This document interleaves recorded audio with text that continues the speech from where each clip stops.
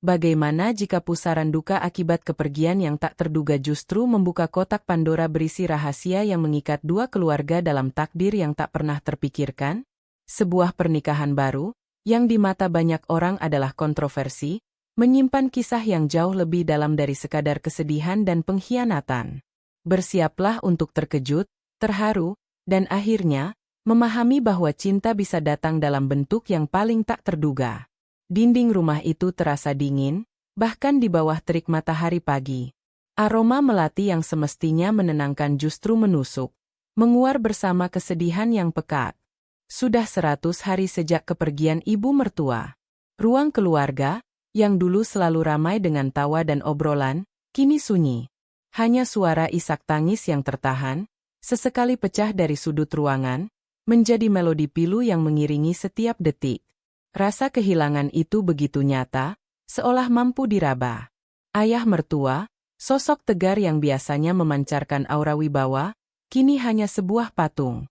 Tatapannya kosong, menembus dinding-dinding yang sama, mencari sesuatu yang tak lagi ada. Rambutnya memutih lebih cepat, bahunya semakin melengkung, dan setiap gerakannya memancarkan kelelahan yang mendalam. Ia sering duduk sendirian di teras belakang, menatap kebun mawar milik mendiang istrinya. Mawar-mawar itu, yang dulu mekar indah di bawah sentuhan lembut ibu mertua, kini tampak layu, seolah ikut berduka. Suara gesekan daun kering di tanah menjadi satu-satunya teman ayah mertua di tengah kesunyian. Sebagai menantu perempuan, hatiku ikut tercabik. Aku menyaksikan bagaimana suamiku, yang selama ini dikenal periang, berubah menjadi pendiam. Raut wajahnya selalu dipenuhi mendung, sorot matanya redup, seolah kehilangan arah. Makan malam bersama terasa canggung. Tak ada lagi lelucon ringan, tak ada lagi cerita seharian yang dulu selalu kami bagi. Hanya suara denting sendok yang sesekali memecah keheningan, atau batuk kecil yang segera diikuti permintaan maaf yang tidak perlu. Keluarga yang dulu hangat dan penuh tawa kini terasa seperti rumah hantu, dihantui oleh bayangan kebahagiaan yang telah tiada. Setiap sudut rumah menyimpan kenangan, setiap benda mati seolah berbisik tentang kehadiran ibu mertua. Di tengah duka yang melingkupi, adik kandungku, Maya, hadir membawa sedikit cahaya. Ia sering berkunjung, membawakan makanan kesukaan ayah mertua dan suamiku, atau sekadar menemani ayah mertua duduk di teras. Maya adalah sosok yang ceria, penuh energi, dan memiliki kemampuan unik untuk membuat orang di sekelilingnya merasa nyaman. Tawanya yang renyah seringkali menjadi satu-satunya suara ceria yang terdengar di rumah itu. Ia tidak banyak bicara tentang kesedihan, melainkan lebih fokus pada hal-hal kecil yang bisa menghibur. Membawakan bunga segar, mengatur ulang vas, atau sekadar membuatkan teh hangat, semua dilakukannya dengan penuh perhatian. Ayah mertua, yang awalnya tampak acuh tak acuh, perlahan mulai merespons kehadiran Maya. Senyum tipis, meski hanya sekilas, mulai muncul di wajahnya. Ia bahkan sesekali ikut mendengarkan cerita-cerita lucu yang dibawakan Maya, meski seringkali ia tidak menunjukkan reaksi berarti. Namun, ada perubahan samar yang kurasakan. Sebuah tatapan yang lebih lama, sebuah kerutan dahi yang lebih sering, seolah ayah mertua mencoba memahami sesuatu dari sosok Maya.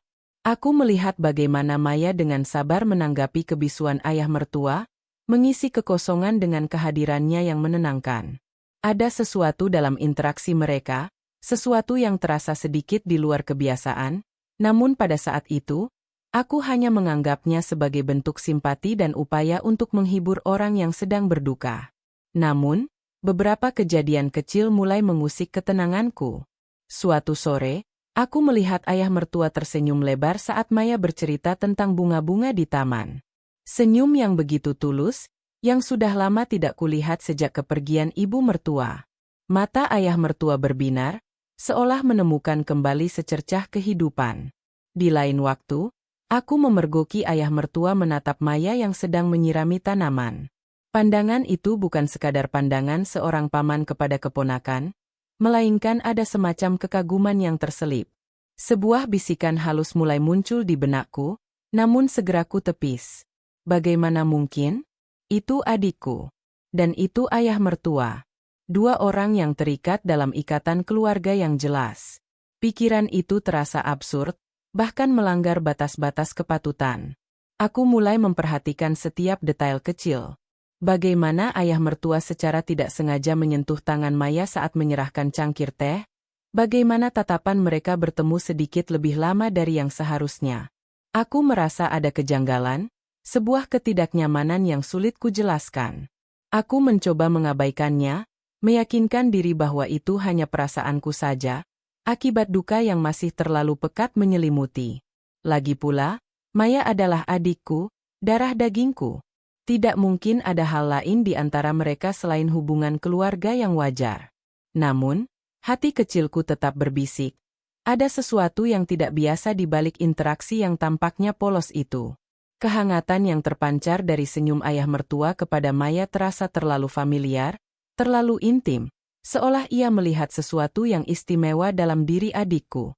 Aku menyadari bahwa bayang-bayang kepergian ibu mertua bukan hanya meninggalkan duka, tetapi juga membuka celah bagi sesuatu yang baru, sesuatu yang tak terduga, untuk tumbuh di antara puing-puing kesedihan. Malam itu, aku membaringkan diri di samping suamiku, berusaha memejamkan mata, namun bayangan ayah mertua dan Maya terus menari-nari di pikiranku, sebuah prelude bisu untuk drama yang akan datang. Musim berganti, namun mendung di rumah itu tak kunjung sirna. 4 bulan setelah kepergian ibu mertua, suasana memang sedikit membaik. Ayah mertua mulai keluar rumah, sesekali pergi ke kebun, atau duduk di teras sambil membaca koran. Namun, kehidupannya masih terasa hambar, hampa. Ia makan hanya untuk bertahan hidup, berbicara hanya ketika ditanya, dan tertawa hanya sebagai formalitas. Sosoknya masih memancarkan kesendirian yang mendalam, seolah ia telah kehilangan sebagian jiwanya. Maya, adikku, tetap menjadi pengunjung setia. Kehadirannya seolah menjadi penawar, sebuah oase di tengah gurun kesedihan.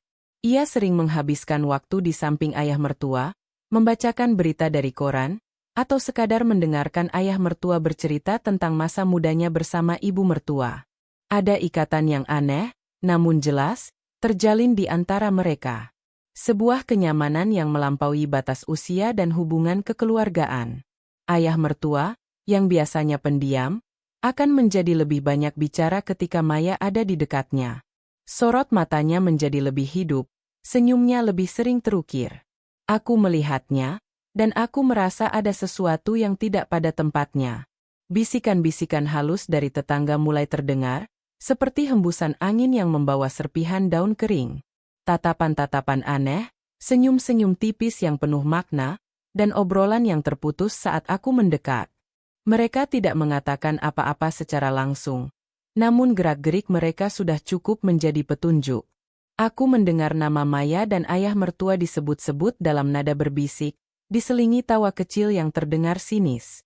Perasaan tidak nyaman yang dulu hanya berupa bisikan, kini menjadi dentuman di dadaku.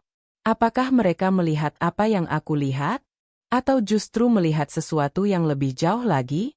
Suamiku sendiri tampaknya tidak menyadari kejanggalan ini, atau mungkin ia terlalu tenggelam dalam dukanya sendiri. Ia hanya melihat Maya sebagai adik ipar yang baik hati, yang membantu meringankan beban kesedihan ayahnya.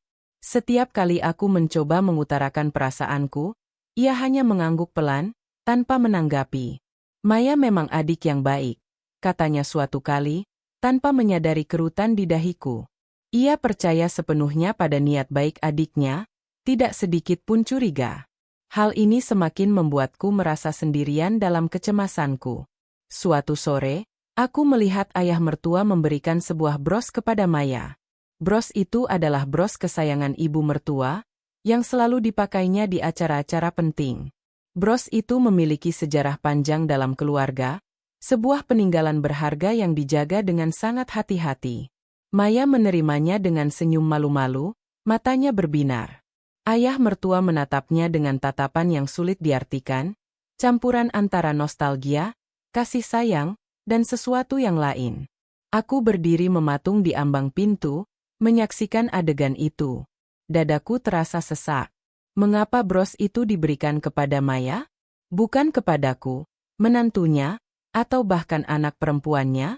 Rasa cemburu, campur aduk dengan kekhawatiran, mulai tumbuh di hatiku.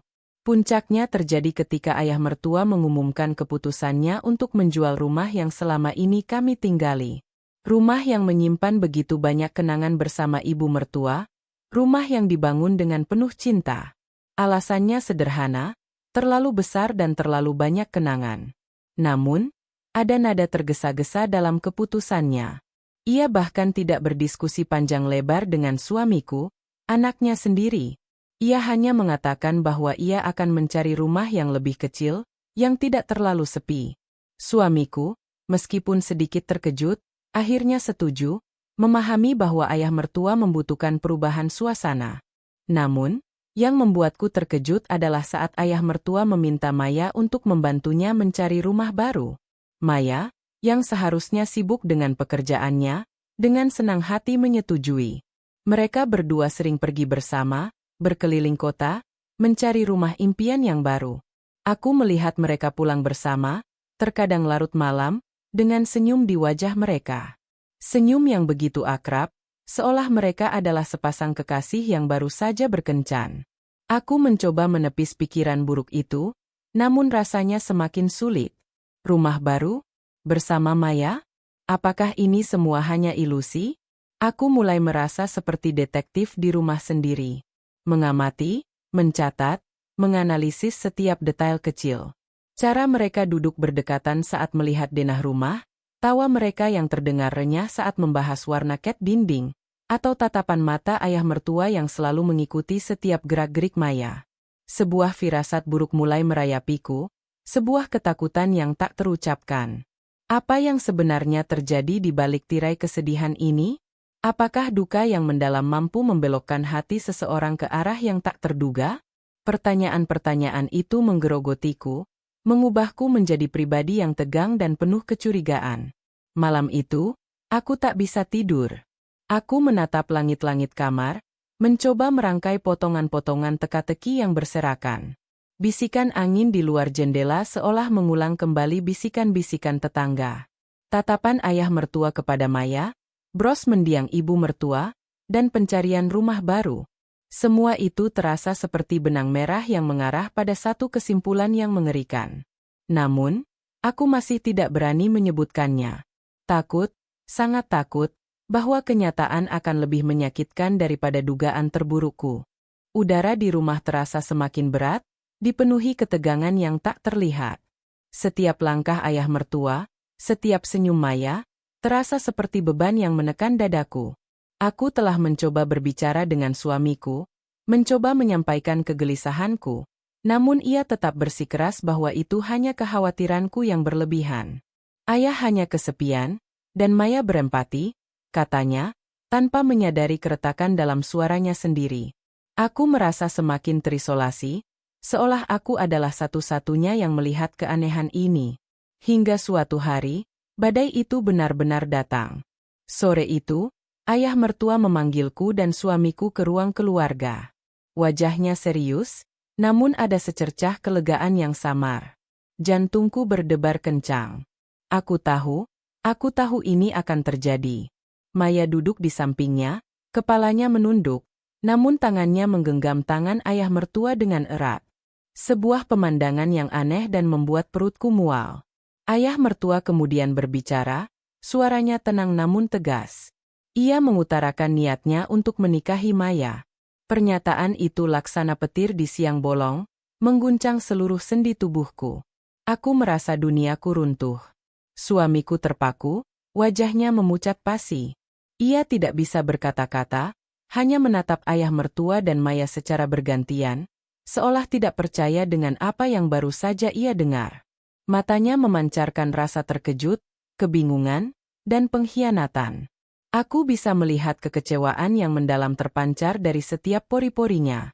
Aku sendiri hanya bisa merasakan darahku berdesir, diikuti rasa dingin yang menusuk. Adikku, darah dagingku, akan menikahi ayah mertuaku. Ini adalah mimpi buruk yang menjadi kenyataan. Segala bisikan, tatapan aneh, dan firasat buruk yang selama ini menggerogotiku, kini mendapatkan konfirmasinya. Aku merasa seperti ditusuk dari belakang, bukan hanya oleh ayah mertua, tetapi juga oleh adikku sendiri. Rasa sakit itu begitu dalam, bercampur dengan kemarahan dan kebingungan. Suasana menjadi mencekam. Tidak ada yang bersuara. Hanya keheningan yang memekakkan telinga, diselingi oleh napas kami yang tercekat. Suamiku akhirnya berdiri, tanpa kata, ia meninggalkan ruangan. Punggungnya terlihat rapuh, langkahnya gontai. Aku tahu ia terluka, sangat terluka. Aku ingin mengejarnya, memeluknya, namun kakiku terasa kaku. Aku menatap Maya. Matanya merah, namun ia tidak menangis. Ada semacam resolusi di sana, sebuah keputusan yang telah ia ambil. Aku tidak bisa memahami. Bagaimana bisa? Apa yang ada di pikirannya? Bagaimana ia bisa melakukan ini kepada kakaknya sendiri, kepada kami? Aku merasa dikhianati oleh orang yang paling kupercayai. Ayah mertua tetap duduk tegak, menatapku dengan sorot mata yang penuh penyesalan, namun juga keyakinan. Ia mencoba menjelaskan bahwa ini bukan tentang cinta yang baru, melainkan tentang kebutuhan. Kebutuhan akan pendamping, kebutuhan akan kehangatan, kebutuhan akan seseorang yang bisa mengisi kekosongan yang ditinggalkan ibu mertua. Namun, penjelasannya terasa hambar, tidak mampu menenangkan badai yang berkecamuk di dalam diriku. Apakah ini hanya alasan? Apakah ada sesuatu yang lain di baliknya? Malam itu, rumah itu diselimuti kabut kebingungan dan duka yang baru. Suamiku mengurung diri di kamar. Aku mondar-mandir di ruang tamu, mencoba memahami apa yang sebenarnya terjadi. Bagaimana mungkin sebuah keputusan sebesar ini bisa diambil dengan begitu cepat, tanpa ada diskusi sebelumnya, tanpa mempertimbangkan perasaan kami? Pikiran-pikiran negatif memenuhi kepalaku. Apakah Maya memanfaatkan situasi ini? Apakah ia memang memiliki perasaan khusus pada ayah mertua? Atau apakah ini semua adalah bagian dari rencana yang lebih besar, yang tidak aku ketahui? Aku mencoba mengingat kembali setiap interaksi ayah mertua dan Maya. Senyum-senyum mereka, tatapan mereka, percakapan mereka. Apakah ada petunjuk yang terlewatkan?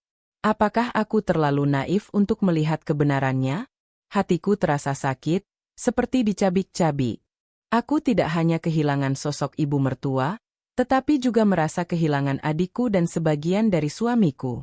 Kebingungan itu begitu mendalam, seolah aku terjebak dalam labirin emosi yang tak berujung. Aku tahu, keesokan harinya, dunia kami tidak akan pernah sama lagi. Setelah pengumuman yang mengguncang itu, badai kecurigaan menerpa rumah kami. Hubunganku dengan Maya, yang dulunya akrab dan penuh tawa, kini berubah menjadi dingin, diselimuti dinding es. Setiap kehadirannya di rumah, setiap tatapannya, terasa seperti tusukan. Aku tidak bisa lagi melihatnya sebagai adikku. Yang kulihat hanyalah sosok yang merebut, pengkhianat yang telah menghancurkan keutuhan keluarga kami. Ada kepahitan yang begitu mendalam, rasa sakit yang sulit dijelaskan. Bagaimana mungkin ia tega? Suamiku, yang selama ini selalu menjadi penenangku, kini tenggelam dalam kepedihannya sendiri. Ia menjauh, menarik diri dari keluarga. Ia tidak lagi pulang ke rumah seperti biasa. Seringkali ia menghabiskan malam di kantor, atau di rumah temannya, menghindari pertemuan dengan ayah mertua dan Maya. Jika ia terpaksa pulang, suasana di rumah menjadi kaku dan sunyi. Tidak ada lagi obrolan ringan, tidak ada lagi canda tawa. Hanya tatapan hampa dan kebisuan yang memekakkan. Ikatan keluarga yang dulunya begitu erat, kini terasa rapuh, diambang kehancuran. Ayah mertua sendiri tampak tegar, seolah ia telah mengambil keputusan yang benar. Namun, ada gurat kesedihan dan penyesalan yang samar di wajahnya. Ia mencoba mendekati suamiku, mencoba menjelaskan kembali keputusannya, namun suamiku selalu menghindar. Setiap kali mereka bertemu, hanya ada tatapan dingin dan kebisuan yang panjang. Ayah mertua seperti kehilangan sebagian dirinya, kehilangan kebahagiaan yang ia harapkan dari pernikahan barunya. Ia tahu ia telah menyakiti kami, dan beban itu terpancar jelas di setiap gerak-geriknya. Pernikahan itu akhirnya dilangsungkan secara sederhana, jauh dari sorotan publik. Hanya keluarga dekat yang hadir, dengan wajah-wajah yang penuh pertanyaan dan kebingungan. Aku dan suamiku hadir, namun kami tidak bisa menyembunyikan rasa sakit dan kekecewaan kami. Selama upacara, aku tidak bisa menatap Maya. Bayangan ibu mertua terus menghantuiku, seolah ia sedang menyaksikan semua ini, dan itu membuatku semakin merasa tidak nyaman. Pernikahan itu seharusnya menjadi momen bahagia, namun yang kurasakan hanyalah kesedihan yang mendalam, sebuah perpisahan yang lebih menyakitkan daripada kematian itu sendiri. Setelah pernikahan, ayah mertua dan Maya pindah ke rumah baru yang telah mereka cari bersama. Rumah itu terasa asing. Tidak ada jejak ibu mertua di sana. Aku dan suamiku hampir tidak pernah berkunjung. Hubungan kami benar-benar terputus. Maya mencoba menghubungiku beberapa kali, mengirimkan pesan singkat, atau menelepon, namun aku selalu mengabaikannya. Aku tidak bisa memaafkannya. Kemarahanku terlalu besar, dan rasa pengkhianatan itu terlalu dalam. Aku merasa ia telah menghancurkan segalanya. Suatu hari, aku melihat Maya menangis di sudut teras rumah barunya. Wajahnya sembab, bahunya bergetar. Ayah mertua mencoba menghiburnya, mengusap punggungnya, namun Maya tetap tidak berhenti menangis. Aku merasa sedikit terkejut. Apakah ia juga tidak bahagia? Bukankah ini yang ia inginkan? Aku bertanya-tanya, apa yang sebenarnya terjadi di balik dinding rumah baru itu? Apakah ia menyesali keputusannya? Atau apakah ada beban lain yang ia tanggung? Aku mencoba mengenyahkan rasa penasaran itu, namun bayangan Maya yang menangis terus menghantuiku. Aku mulai bertanya-tanya, apakah ada rahasia yang lebih besar di balik pernikahan ini? Sebuah teka-teki yang belum terpecahkan. Aku mencoba mencari petunjuk, mengingat kembali setiap detail kecil sebelum ibu mertua meninggal. Apakah ada sesuatu yang aneh? Sesuatu yang tersembunyi? Aku merasa ada kepingan puzzle yang hilang, sebuah bagian penting dari cerita ini yang belum terungkap. Rasa penasaran itu mulai mendominasi, mengalahkan kemarahanku. Aku merasa bahwa ada sesuatu yang tidak wajar, sebuah motif yang belum bisa aku pahami. Malam-malamku dipenuhi dengan pikiran-pikiran yang kalut. Aku mencoba berbicara dengan suamiku lagi, mencoba merangkai kembali pecahan-pecahan yang berserakan. Ia masih terpukul, namun perlahan, ia mulai mendengarkan. Kami berdua mulai menyadari bahwa ada sesuatu yang tidak masuk akal dalam semua ini. Sebuah pernikahan yang terlalu cepat, sebuah keputusan yang terlalu drastis. Ada misteri yang melingkupi ayah mertua dan Maya, dan kami merasa harus mengungkapnya, demi keutuhan keluarga yang tersisa. Waktu terus berjalan, dan jurang antara kami dengan ayah mertua serta Maya semakin lebar. Namun, rasa penasaran yang menggerogoti, ditambah desakan dari suamiku, membuatku mulai menyelidiki. Aku tahu ada sesuatu yang aneh, sesuatu yang tidak biasa. Aku mulai mencari petunjuk, mengamati setiap gerak-gerik mereka dari kejauhan, bahkan tanpa sepengetahuan mereka. Aku mencari tahu tentang masa lalu ayah mertua, tentang hubungan mendiang ibu mertua dengan Maya sebelum beliau meninggal. Aku merasa seperti seorang detektif yang sedang mengumpulkan bukti-bukti. Suatu sore, saat aku sedang membersihkan lemari pakaian lama ibu mertua, aku menemukan sebuah kotak kayu kecil yang tersembunyi di balik tumpukan kain. Kotak itu tidak terkunci. Dengan tangan bergetar, kubuka kotak itu. Di dalamnya, ada tumpukan surat-surat tua, beberapa foto usang, dan sebuah buku harian kecil. Surat-surat itu ditulis tangan dengan rapi, dan aku mengenali tulisan tangan itu sebagai tulisan tangan ibu mertua. Aku mulai membaca. Satu persatu, lembar demi lembar. Dan setiap kata yang kubaca, setiap kalimat yang kutelusuri, perlahan membuka tabir kebenaran yang selama ini tersembunyi. Itu adalah buku harian ibu mertua. Di dalamnya, ia mencatat setiap detail perasaannya, setiap perjuangannya. Ibu mertua menderita penyakit kronis yang tidak terdiagnosis, sebuah penyakit langka yang menggerogoti tubuhnya secara perlahan. Ia tidak ingin keluarganya tahu, takut akan membuat mereka khawatir. Ia hanya ingin menjaga senyum di wajah ayah mertua dan suamiku. Namun, seiring waktu, kondisinya semakin memburuk. Ia mulai khawatir tentang masa depan ayah mertua. Ia tahu ayah mertua adalah orang yang sangat bergantung padanya, dan ia tidak ingin ayah mertua kesepian setelah ia tiada. Di tengah perjuangannya, ibu mertua menemukan Maya. Bukan hanya sebagai adik iparku, tetapi sebagai sosok yang penuh perhatian dan empati. Ibu mertua melihat Maya sebagai seseorang yang memiliki kemiripan dengan dirinya, terutama dalam hal kesabaran dan kehangatan. Ia mulai secara diam-diam meminta Maya untuk menemaninya, membantunya dalam hal-hal kecil, dan terkadang hanya sekadar mendengarkan keluh kesahnya. Yang paling mengejutkan adalah bagian terakhir dari buku harian itu. Beberapa bulan sebelum meninggal, ibu mertua menuliskan sebuah permohonan. Sebuah permintaan terakhir kepada ayah mertua. Ia memohon agar ayah mertua menikahi Maya setelah ia tiada. Bukan karena cinta romantis, melainkan karena ia ingin ayah mertua memiliki pendamping yang bisa merawatnya, yang bisa menemaninya di sisa hidupnya. Ia percaya bahwa Maya adalah orang yang paling cocok untuk peran itu, karena Maya telah menunjukkan kebaikan dan kesabaran yang luar biasa selama ia sakit. Ibu mertua bahkan telah membicarakan hal ini dengan Maya, menjelaskan situasinya, dan Maya, dengan berat hati namun penuh pengertian, menyetujuinya. Sebuah pengorbanan yang luar biasa. Dunia berputar. Semua potongan puzzle itu kini tersusun rapi. Kebingungan, kemarahan, dan rasa sakit yang selama ini kurasakan, perlahan berganti menjadi rasa haru dan penyesalan yang mendalam. Ayah mertua tidak menikah lagi karena cinta baru, melainkan karena memenuhi permintaan terakhir istrinya. Maya tidak mengambil kesempatan, melainkan mengorbankan perasaannya sendiri demi kebahagiaan orang lain, demi sebuah janji yang tulus. Aku tidak bisa menahan tangis. Air mataku bercampur dengan air mata penyesalan. Aku telah salah menilai mereka. Mereka bukanlah pengkhianat, melainkan pahlawan yang diam-diam menanggung beban yang berat. Aku menunjukkan buku harian itu kepada suamiku.